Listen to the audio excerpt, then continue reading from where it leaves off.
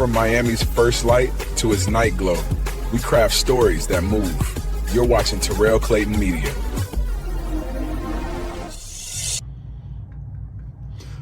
Let me say this clearly. I'm not here to be politically correct. I'm here to be real. Because what I'm seeing right now, we got people confused. There's a lot of people scared. And there's a lot of people, it got people pretending like this ain't serious, right? So let's talk about it. Donald Trump just made an announcement saying the U.S. will permanently stop migration from what he calls third world countries, right? Now pause. Whether you rock with Trump or not, whether you red or blue, this isn't just politics. This is people's lives, right? This is families, dreams. This is American identity. But here's what most people aren't thinking about. This is also money, labor, GDP, supply chains, inflation. This is workforce economics. And what bothers me ain't just about the policy, it's the language. Third world countries. That's not a policy term. That's a mindset. Because when you label whole countries like that, you're not just talking immigration anymore. You're talking global hierarchy. You're talking about who contributes value and who gets classified as a liability. And here's the real question nobody asking. Who gets to decide what a worthy immigrants look like? When immigrants make up a significant percentage of the U.S.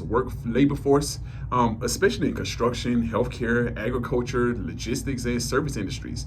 So you remove that workforce, you increase labor shortages, you spike operating costs, you raise consumer prices, you pressure small businesses, you impact real estate development, you shrink productivity, right? That's basic economic reality.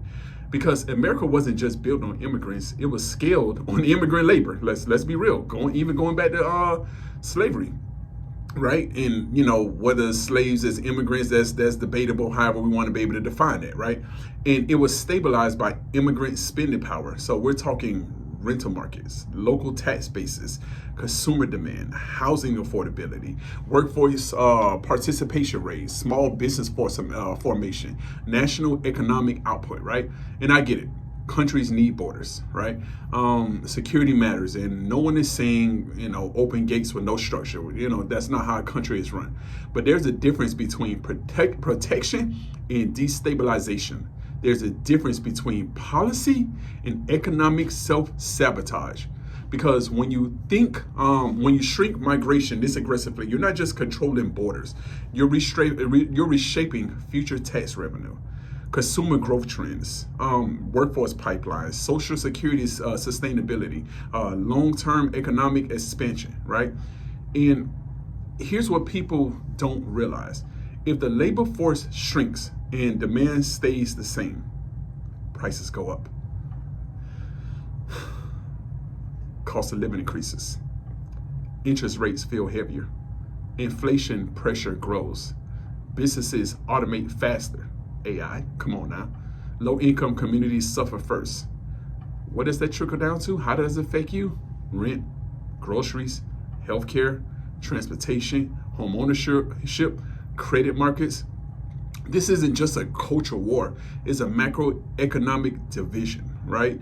A balance of power, taken from the rich, given to the taken from the poor, given to the rich, right? And when leaders talk like this, it trickles down into every financial tier: the job market, the investment market, the housing market, the small business ecosystem, the entrepreneurship pipeline. So ask yourself this: is this really about safety, or is it about reshaping power structures? Is it about structure, or is it about controlling economic mobility, right? And more importantly, who financially benefits from restricted migration while the working class absorb the pressure, right? Because history remembers moments like this, and markets respond to moments like this, right? Look at the market today, the day after Thanksgiving, right, y'all? Because investors pay attention to moments like this.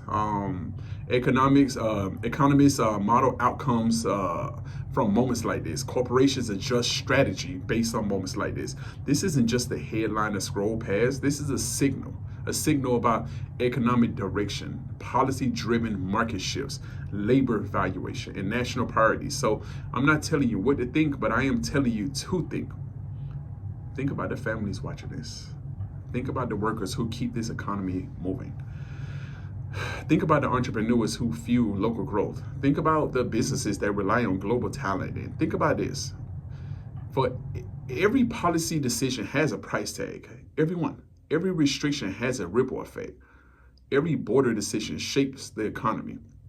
This isn't just about politics, y'all. This is about finance. This is finance. This is infrastructure. This is labor economics. This is long-term national profitability. And moments like this tell you exactly where a country's soul is heading and where its money is flowing. So, where do we stand on this? How are we feeling about this? Just giving you a little bit to eat off of while y'all eating y'all Thanksgiving leftovers. Later.